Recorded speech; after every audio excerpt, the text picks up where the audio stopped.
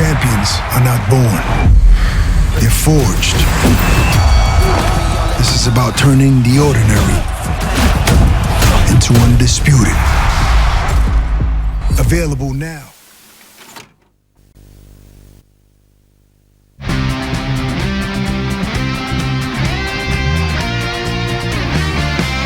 What's up, people? Welcome to the Ade Gman pod episode 21.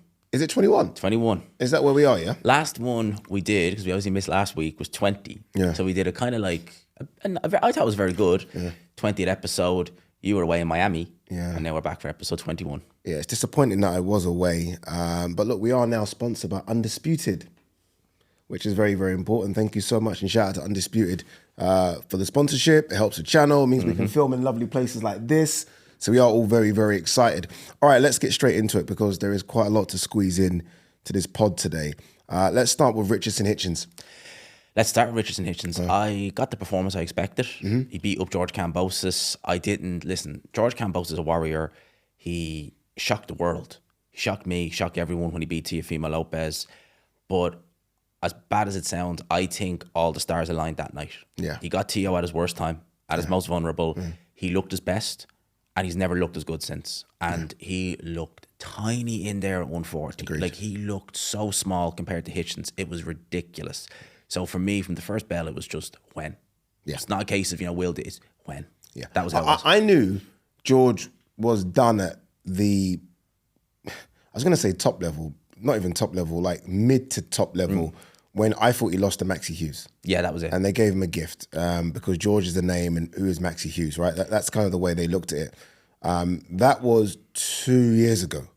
So the fact that you're fighting now at 140 when you're clearly a 135 guy, the fact you're fighting a guy in his hometown, a guy who's clearly a 147 guy, Richardson Hitchens is massive. He's fresh. He's had no wars. It was very smart matchmaking because George would do all that. Hitchens would do all that.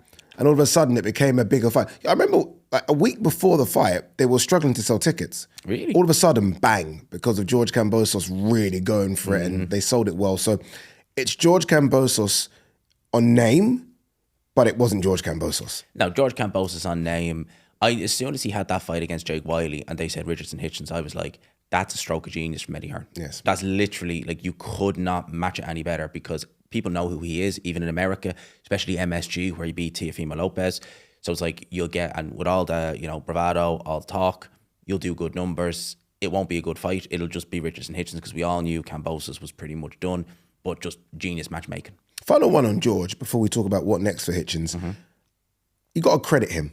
Oh, absolutely. I mean, when someone's maximized, it reminds me a bit of like, I always say this about Tony Bellew. And Tony, look, you're my guy, so I'm not being disrespectful. When someone's maximized their career to the best level, extent. The absolute. I mean, because you're right, he beat Teo, and then he's got the Devin Haney fights, Vasily Lomachenko fights, Richardson Hitchens fights. Like, honestly, it's incredible. And you got to respect him because he'll fight anyone. He'll fight anyone, and he's maximized it. He will fight anyone. I don't know if you've said that. If you think about it like this, right? He's fought Teofimo Lopez. He's fought Devin Haney twice. Then Maxi Hughes. Maxi Hughes, although like we know he's a good fighter, the people would think, oh, he wasn't. Maxi Hughes is world level. Yeah. And he's fought Teofimo Lopez. Yeah. Jack Wiley, no offense, is the only in between. That run, although he's only won like officially 2 of those fights in the last, still a hell of a run to go on. Yeah, and before that, Lee Selby, Nicky Bay. Yeah. So you start from Lee Selby upwards. It's honestly, it's a great 7-year run, and he's made millions.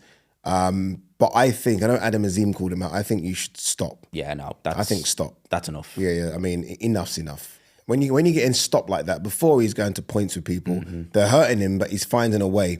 Richardson Hitchens don't stop people. Nope. That's just not what Hitchens does, really. I think like he can, but that's not what he does on the record books. If Hitchens is stopping you like that, then maybe you should think about quitting. He was hurt a couple of times against Jack Wiley, who took the fight on 6 days' notice. That's how I knew this was a done deal, a slam dunk. When you're taking a fight in 6 days' notice and you're winning, but the guy is still hurting you and you can't hurt him, that tells me that not only are you kind of, lacking a bit of spite, you're also lacking a bit of durability. Yeah, which is a shame, because I do like George Kambosos. All right, Hitchens, he called out Devin Haney. For some reason, there seems to be a little beef between the two. I'm not quite sure, or maybe it's manufactured because Devin Haney is a big name, it's a money fight. Teofimo Lopez was in the ring after as well, doing what Teo does, anything but fighting right now. Who would you prefer Hitchens to fight, Teo or Devon? Teo. I think it's a more entertaining fight. Yeah. And I think that Richardson Hitchens is a good fighter. So do I. And I think he gives Teofimo Lopez, like, put it like this, if he was to fight Barbosa, I think he'd absolutely have a field day with Barbosa. Okay. So that puts, I know styles make fights, but he's on a level of Teofimo Lopez. And I think Teofimo Lopez, with the way he's been, this diva attitude, I'll fight him, but I won't fight him. I'll fight Richardson Hitchens and let's see how good you are. I like it. I think it's a good fight. And it's a fight for New York as well. Exactly. Let's not forget Teo's from New York. Obviously, Hitchens from New York. They're desperate to get a big fight. I know Amanda and Katie are going to fight MSG, but they're desperate to get a big male fight in big MSG. Because all of it right now, every time people say, I'm fighting in MSG, we understand you're fighting in the small arena. Yeah, you're in the T. Yeah, we need to see something in the big arena. And there are too many young kids from New York to not have a big fight in the big arena. One kid that could, in years to come, who knows, fight in the big arena is Brian Norman Jr. Oh, man, knockout of the year. Knockout of the year. Knockout of the year. He went to Japan, and I was thinking, okay, this could be, because I've seen Brian Norman Jr. fight in the past, and I always felt like, he's all right. Boots Ennis would have no problem with him. Man, that one left hook, it was devastating. Yeah.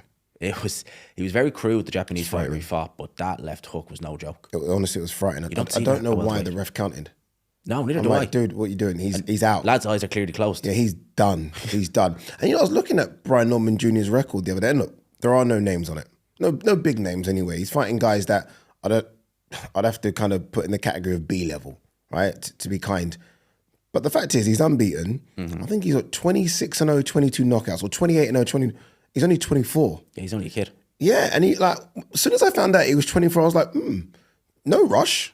He's a world champion. Now Boots is gone. Now go for it. Clean up at 147, because I don't think there's a 147 guy that can take that power. There's some fun fights out there, but I don't think they can take the power. There's some fun fights out there, and the division, if you think about it like this, we don't know where we stand in the division, because our Boots is gone, so the IBF is now vacant, so Paddy Donovan and Lewis Crooker are apparently going to fight for that. Yeah. You then have the WBA, we don't know what's going on there. Yeah. Don't know if Devon's going to go up, don't know what Ryan's going to do, Teo, etc. So right now is a chance to say, right, I'm 24, I'm young, these belts are stagnated, I'm going to clean up while everyone else decides what they want to do. And then when they do decide, like a Teo, like a Devon, like a Ryan, I'm the guy they have to talk to. I'm the guy who makes the demands. Yeah, good point. And what if I am Brian Norman? I look at the situation. I'm like, well, 1 second. Ryan's not a 147 guy. No. Say what you want. No, Devon's not a 147 guy. Teo was 135 4 years ago. He's not a natural 147 guy. He's not either. look good at 140 either. There you go, right? I am the 147 guy. Barrios is fighting Pacquiao. Ugh, do you know what I mean? Yeah, I know. So maybe I avoided that one. So honestly, as much as we say Brian Norman should be excited, Paddy Donovan should be excited. Yeah. Because I think Paddy Donovan's really good. Honestly, I mean, let's be honest, he beat the brakes off Lewis Crocker. He'll do it again. And he'll do it again. He'll do it again 100%. Mate, we've never really spoke about Paddy Donovan being the guy at 147. I think there's a route where he can... I'd put him in with any of those guys I just mentioned, Paddy. Do you want to know something about Paddy Donovan? When he turned pro first, I was really excited. And at the time I was in, a boxing gym, and everyone was excited about Paddy Donovan. But the one thing they said is that he's in the welterweight division, which is full of sharks. That was 6 years ago. Yeah. And he's full of sharks now. No. So everyone believed in him from the get-go, but it was just like, you're talking about like the Thurmans, the Spences, the Crawfords 6 years ago. Yeah. They're gone. They're gone. Now you've got, no offense, Brian Norman Jr., Stanionis, Mario Barros is fighting Pacquiao. There's a chance there. Honestly, there's a chance. Good enough. There's a chance. And he will be a world champion. Oh, 100%. He will be a world champion. But can he be a unified great world champion? Can he be in great fights? Good luck to him. Andy Lee's got him. I think he's got a great chance. I think he's that good. All right, we are rattling through these because there is so much to go through. August 16th, the card is now confirmed. I know that's old news, people, but we haven't really spoke about it. No. One thing we did know was it's ITAUMA versus WHYTE. We knew that. On that, very quickly, and I feel like a lot of people are not picking up on this, or no one's talking about it. This is ITAUMA's first headline. Yeah. ITAUMA's headlining for the first time. I mean, they've kind of done the tour of the UK, so everyone can have a look of him, right? Obviously, last time out in Scotland. He's now in there. And I saw your video, and don't get me wrong, Dillian Whyte is a massive underdog, but it's still a step up in terms of your headlining. So now you're the guy to kind of hold this card together. And you're fighting a veteran who knows if he gets iced, that's it. Oh, yeah. So what I'm trying to say is it's almost a bit like backs against the wall for Dillian White here. And I think for 4 or 5 rounds, I don't think it's as easy as people think. ITAUMA will win. But I think Dillian White's going to give it everything. Okay, that's an interesting point. You touched on something I didn't think of. He's headlining. ITAUMA's always been, now he's handled pressure. He's had a pressure since he turned pro. But he's always had, only a small bit of pressure on his shoulders. He is the headline act in Saudi Arabia, going in there against Dillian White, someone who he's only 20, but he would have watched 10 years ago and been a fan of, most likely. How many times has Dillian White headlined? Oh, God, many times? I'm gonna guess and say 15. I was going to say 10 to 15 in that ballpark. He's done that walk. Whether it's been He's done pay-per-view that or walk so many non-pay-per-view, times. but he's always been there. So it's new for ITAUMA. And Dillian White, look, Dillian White is a veteran. So he knows things that ITAUMA won't probably find out until this fight. But I just think that it's the speed. It's the fact that ITAUMA's a southpaw. Yeah. The hand speed from a southpaw. When's the last time Dillian White fought a southpaw? Was Oscar Rivas a southpaw? I think he was orthodox. No, he's orthodox. Can't even tell you. For heavyweights, they're so used to the orthodox stance. They're so used to knowing the angles. You take someone like an Andy Ruiz. I always thought he would have beat Dillian White just with fast hands. That's an orthodox. You take that with a southpaw who can punch and is light on his feet. And fast feet. 20 years old. And fast feet. But lacks experience. But does lack experience. And surely experience, I'm just playing devil's advocate here, right? Surely experience has to count for something. Like I said, that if I'm Dillian White, like, when we grew up watching Dillian White, he was the madman. Him and Chisora were the craziest people I've ever met. To the point where when I first met Dillian, I was a bit nervous because I thought this guy could do anything, right? If I'm Dillian, I need to find that again. Because Dillian used to scare people before they got in the ring. Not Mike Tyson's scare, but you're like, oh my God, this is Dillian. Anything could happen. It was him, it was his brother, and you're like, okay, these guys are crazy. He needs to somehow show that crazy to Moses. Moses is still only 20. So Moses would have grown up watching Dillian White thinking, that guy's crazy. This guy's crazy. What's going on here? One thing you said there that's interesting, right? What Dillian White, he's not in his prime anymore. We know that. He's near the end, right?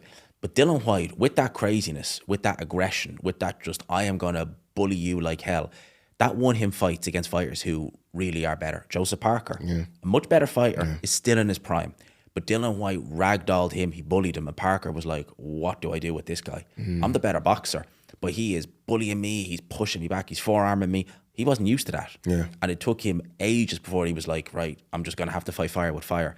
I don't think ITAUMA is that quite standoffish, but I bet you in sparring, in any of his pro fights, in any of his amateur fights, no one will have ever tried to put it on him and just ragdoll him. And how would he react? Because Dillian White's going to do that.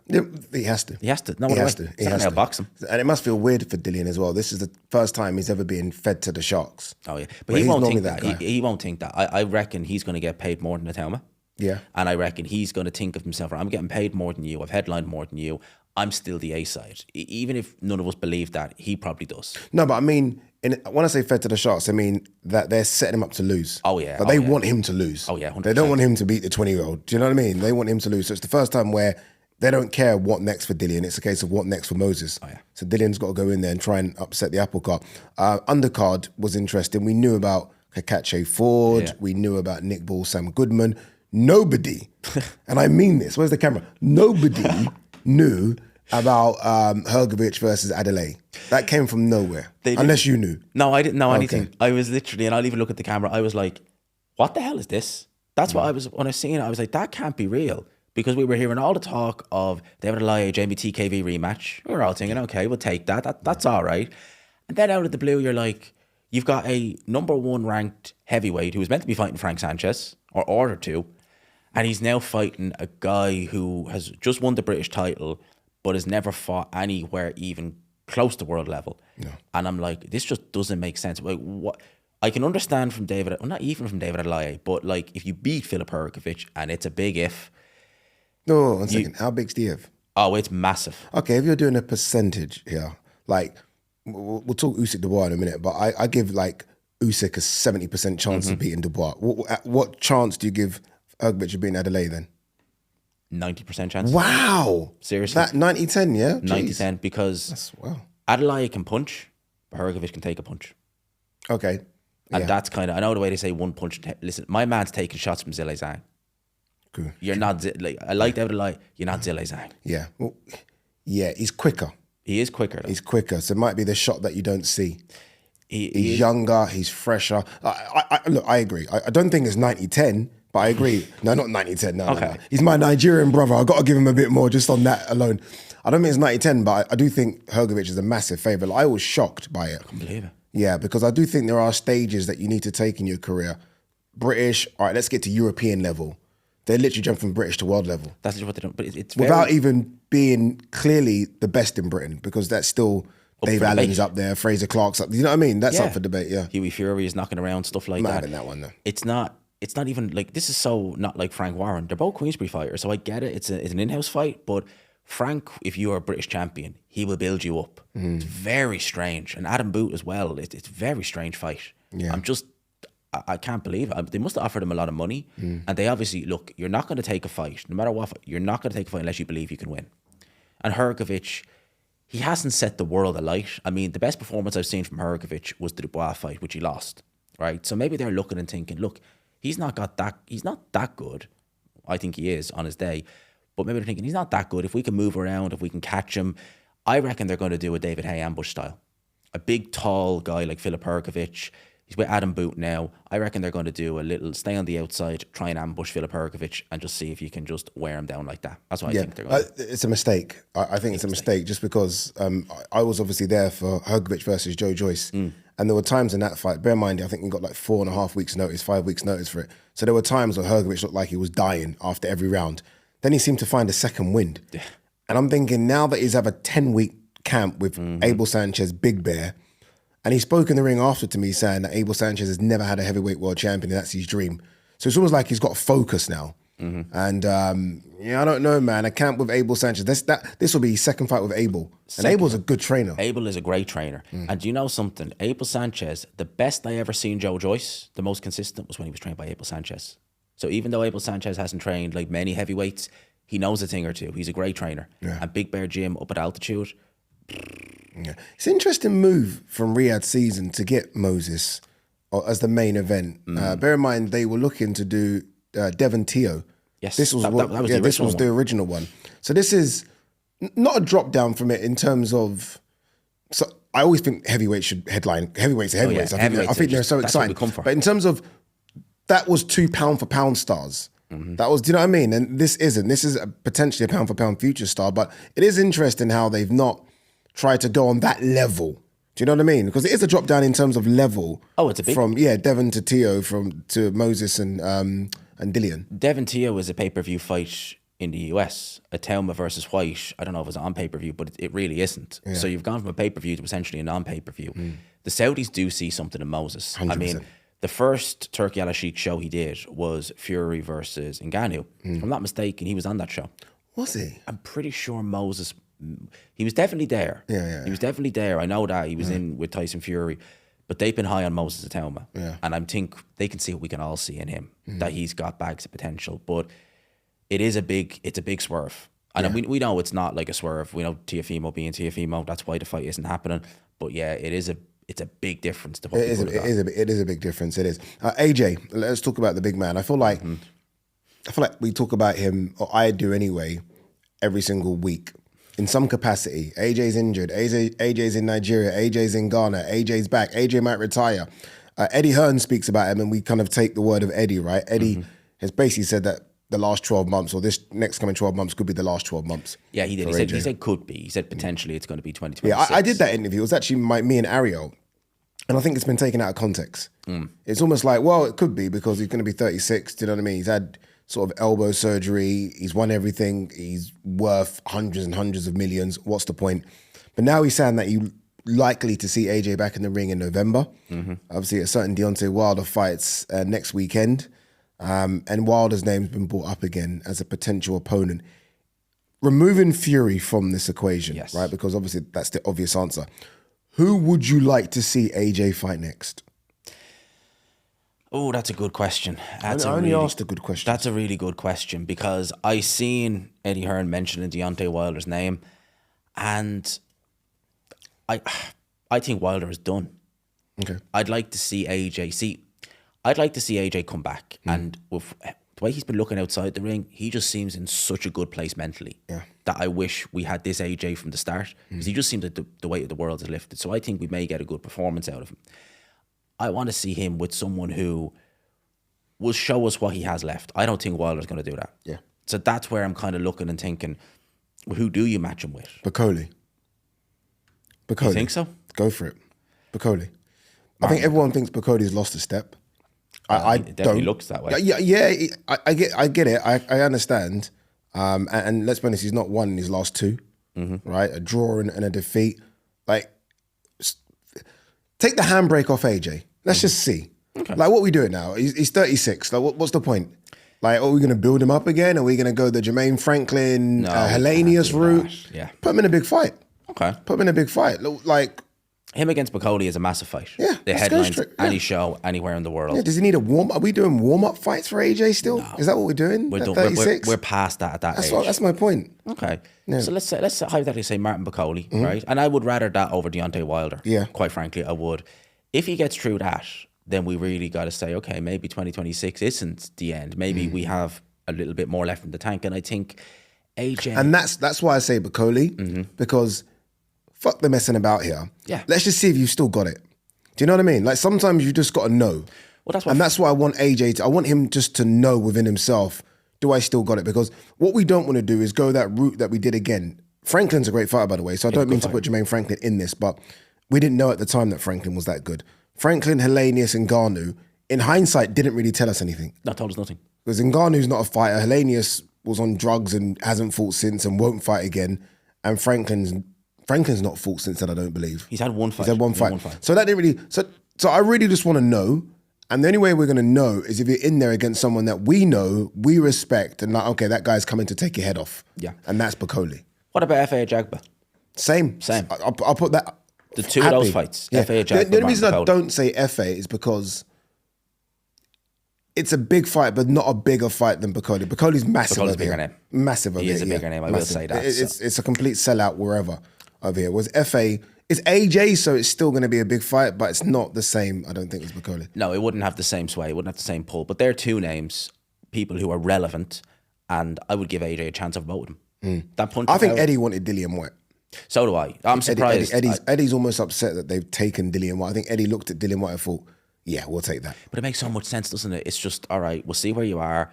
Dylan White's looking a bit worse for wear. We don't know where you are. That would have been perfect. So it obviously shows how much the Saudis are paying him to go in there with ITAUMA. Yeah. Because I'm sure Dylan White would have just jumped at that Anthony Joshua fight if he got it.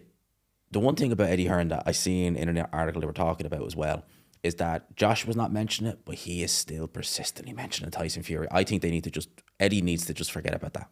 Let Really? AJ... Listen, because Tyson Fury is not mentioning it, and he's going to wait and see what happens with Usyk Dubois. I think to bring the best out of AJ in this, because it is his last run, just have him focus on one day at a time. Who's next? Am I fighting? Say Bacoli. You're fighting Bacoli. Don't think about Fury. Don't think about anyone else. No, but And then see Eddie's that. job, you say that, but Eddie's job ultimately is to maximize the most amount of money and make the most amount of money for him, AJ, and Eddie. And if you're not doing that Eddie always says that he works for AJ. Yeah, So if that's the case, okay, get me the biggest money fight out there. The biggest money fight is Tyson Fury. is Tyson Fury. Which it is. Yeah, whereas I mentioned Bacoli could put AJ to sleep. So the risk reward of fighting a Bacoli, Fury's not necessarily, like, I don't look at Fury and get scared that AJ is going to get knocked out. No, neither do I. Whereas Bacoli, I feel like AJ could get knocked out. Yeah, man. Do you know what I mean? So I understand why Eddie's always doing it, because I guess that's his job. He puts it out there, it seeps through to Fury's ears, and Fury maybe wakes up one day and says, you know what, fuck it, let's do it.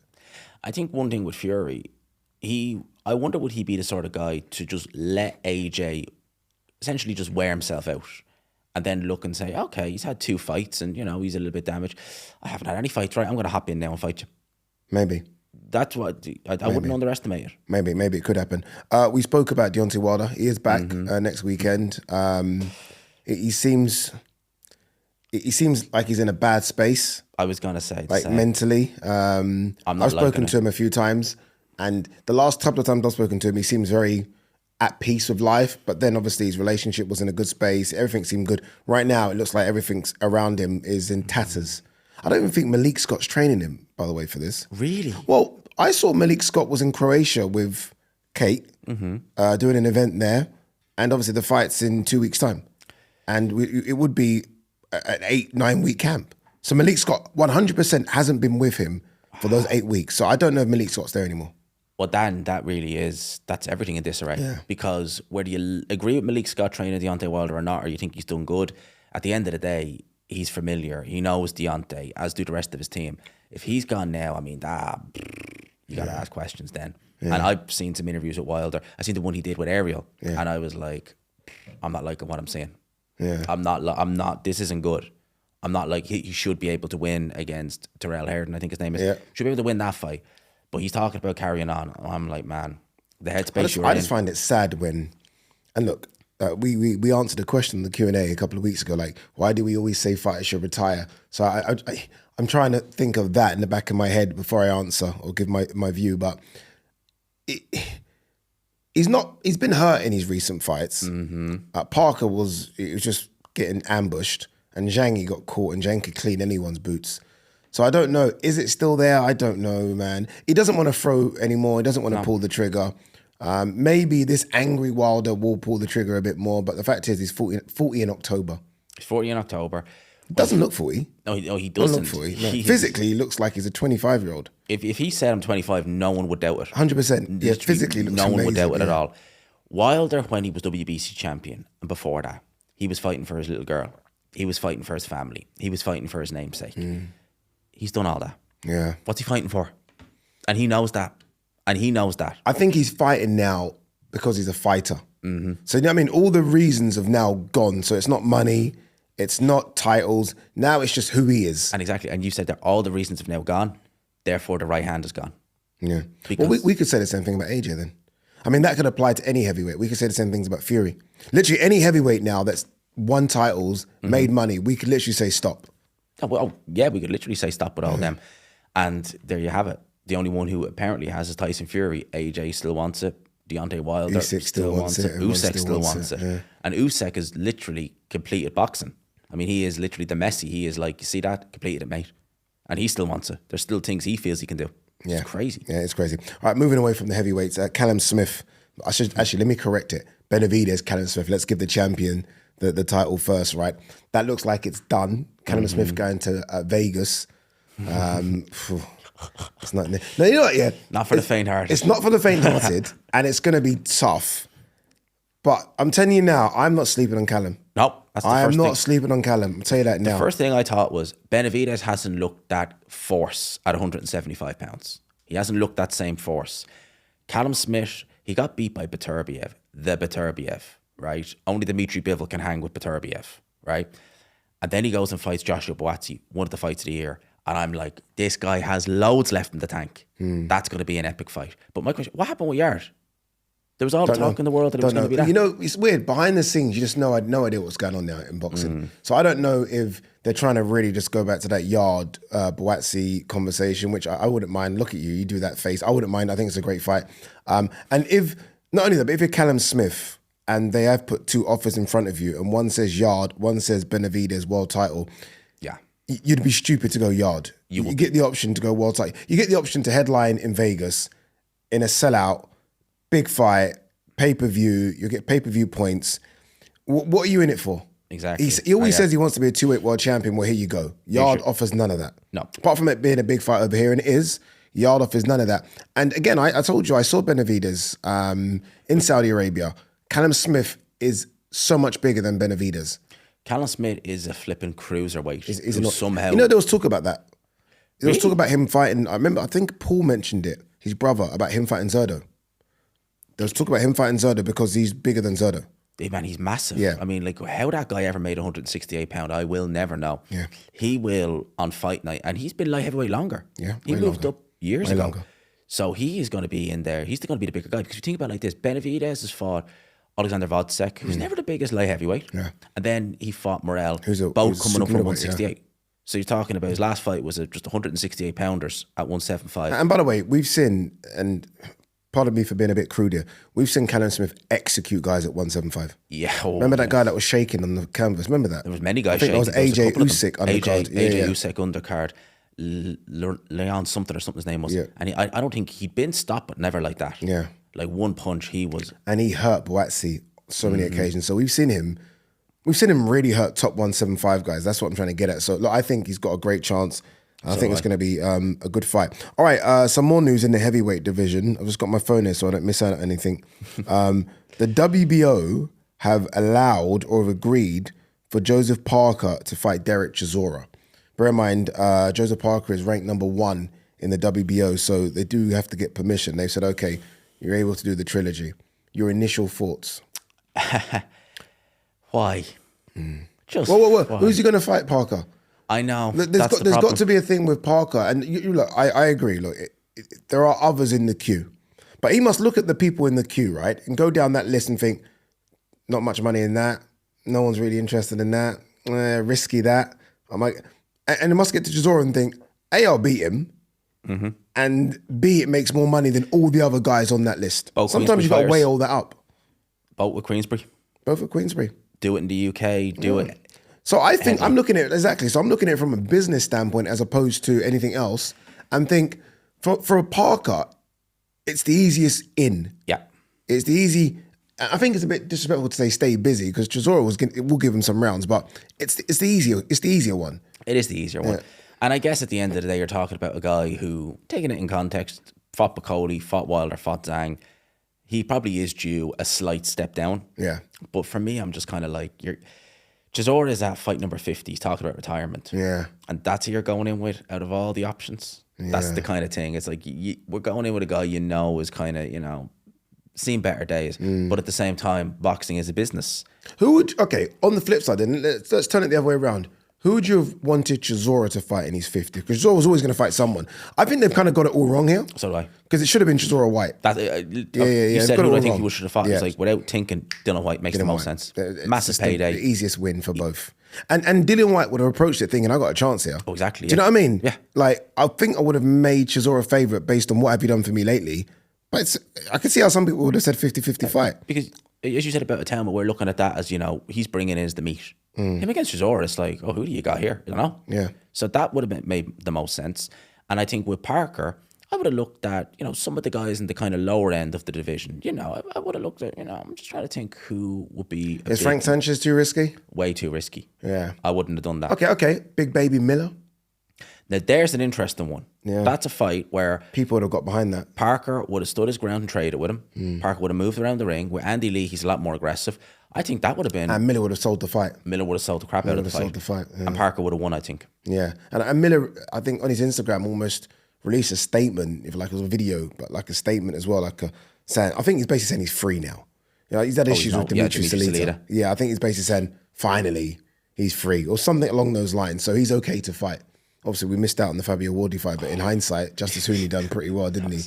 So it didn't matter. We got him. We got a serious moment. We thought we'd get drama in the build-up. We got drama in the fight. That was crazy. I'll take that every day of the week. That was crazy. That's one of the craziest things I've seen in a long time. That Galao fights this weekend against, I think, Francisco Rodriguez. I believe it is. I don't know what Matchroom do here with Galao. No, he's in a bit of no man's land. He's in a bit of no man's land. Is that just the weight class, or is that him? It's a bit of everything. It's the weight class. Well, we talk about plenty of lower weight fighters. I think. No, we do. But I remember, like 3-4 years ago when Eddie was doing that big push with the flies and super flies. Remember, he was doing that big push. Obviously, Bam was the center of that push. Bam, Sonny, Chocolatito, all of them. Estrada. Remember, he was they're all kind of mixing up. That's kind of stopped a little bit. Bam's still doing his thing, but Chocolatito slowed down, so is Estrada. I don't know if there's just... I don't know who the guy is that he's going to fight, basically, is what I'm trying to get at. Like, who is the guy that's going to be the super fight? Like, Sonny almost was that, but then the way in which that fight kind of played out, I feel like Galao's not got the plaudits he should have got. No. Because he was going to light Sonny up in that fight. It looked like... I love Sonny, but Sonny looked like he was right at the end, whereas Galao looked like he was sort of right at the start. So I don't know, man. It's a big issue here, I think. And that Sonny fight, again, all the people talked about was, Sonny saying in the corner, I don't want to be here. It completely took all the shine off Galal fight. And Galal fight 32 years old. To put in 32 years old is not old for a boxer, but for a flyweight, that is like a heavyweight at the age of 38. Why? Why'd you say that? Those weight divisions, you're so small, like you're so light. You see fighters who are in those divisions some of them are in their like late 20s, and they've not even had tough careers, and they're already like, oh, you can see the slippage. I just think those lighter weight divisions, you see slippage a lot quicker. They're a lot more talented. Even though he's only had, what's he, 9 fights? 9 fights. So he's still, as a pro, young. He's still a baby. as a pro young, but I just think that 32 at that weight, the clock is ticking, and you cannot. You can rush him. Olympic gold medalist, for God's sake, you can rush him a little bit.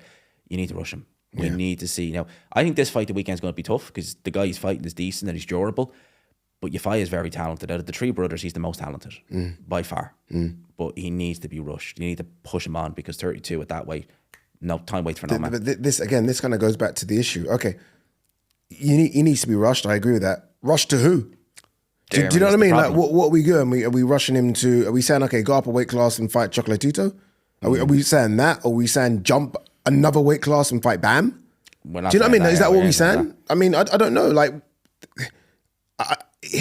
I'm not quite sure what they do. My thing for Galal, and where I'm so upset for him, is that obviously, look, he doesn't talk. No, I've been around him. He's not a speaker. Olympic gold medalist. Normally, that thing alone, that gold medal alone, kind of gets you front and center of everyone's eyeballs, and everyone's talking about you. It's like no one's talking about him. And again, I don't know. I'm guessing it's because of the lower weight classes. It has to be. Because obviously, if he's Olympic gold medalist at middleweight or heavyweight, he's right there. If you think about it like this, right? So if you're talking to just a friend, say, in the pub or something like that, and he's into boxing, but he doesn't really know, you'd be like, heavyweight, oh, I love heavyweight. Middleweight, oh, those guys, Canelo. Okay, welterweight, oh, Floyd Mayweather used to fight. Flyweight, what the hell's that? Yeah. They don't know. Yeah. They don't know. They're like, is there a flyweight? What does it mean? Yeah. Those weight divisions, once you kind of get below lightweight, you're in a very grey area. And that some fights are big fights. You could be in there. You could have 2 fighters who are like Inoue and Nakatani. Epic fight. How many people are really going to care about that are outside Asia? And normally as well, when you've got a really special guy in the lower weight classes, what they do is jump the weights. They jump the weights. They jump the weights, ultimately. And sometimes they're fighting outside of their natural weight class, but they've got to jump the weights to kind of almost get noticed. I mean, Inouye's had to jump 4 weight classes for people to start talking about him. Exactly. Do you know what I mean? So you've almost got to jump the weights and see what happens. Galal can't jump the weights. His frame isn't built. His frame's built for the weight class he's in. He could maybe go 1 more, but that's it. And as I said, 32 years old, how much filling out was he going to do? Yeah. Inoue was in his mid-20s going through the weights. He can do that. He's 32 now himself. He's not moving up anymore. Maybe 1 more weight. Yeah. Same with Galal. He could maybe do another weight or 2, but that's it. And I say another weight or 2, probably really only another weight. That's it. So, I don't know. That Olympic gold medal again, I thought that would have been the catalyst for superstar of the blocks. I think that Matchroom signed him based off of that Olympic gold medal. Like, you're going to be the guy. Not just that, but I felt that they maybe thought that sort of Birmingham region hasn't had many big fights in years. And maybe you're going to be the guy to get the fights there and sell out. And look, again, I think he could do it. But as you say, the clock is ticking at 32. The clock is ticking, and we know about this card, but we don't hear many people talking about it. So that kind of says to me that Yafai, as good as he is, and he is super talented. The way he was looking against Sonny, he was going to light him up like Bam did. But for some reason, just those weight divisions, the traction just isn't there. It isn't there. All right, guys, there you go. Ade Gman, episode what? 21. Episode 21 in the books. Thank you so much, as always, for tuning in. Thank you so much as well to our sponsor, Undisputed. Every time. Thank you so much. Indeed. I'm going to do a giveaway for Undisputed. They've sent me some stuff over. I've got a couple of games. I've got a couple of cups, some mugs, some gloves signed by boxers, loads of bits and pieces. So we're going to do that. Sign up to the newsletter for more information about that. The members, I'll let you guys know before anyone about that as well. Make sure you go subscribe to G-Man's YouTube channel. Fast approaching 25,000. Fast approaching 25,000. I'm approaching 80, so we're getting close to that magical 100,000. But as always, guys, thank you very much, and we'll see you on the next episode of Ade and G-Man. Peace. Champions are not born. They're forged. This is about turning the ordinary into undisputed. Available now.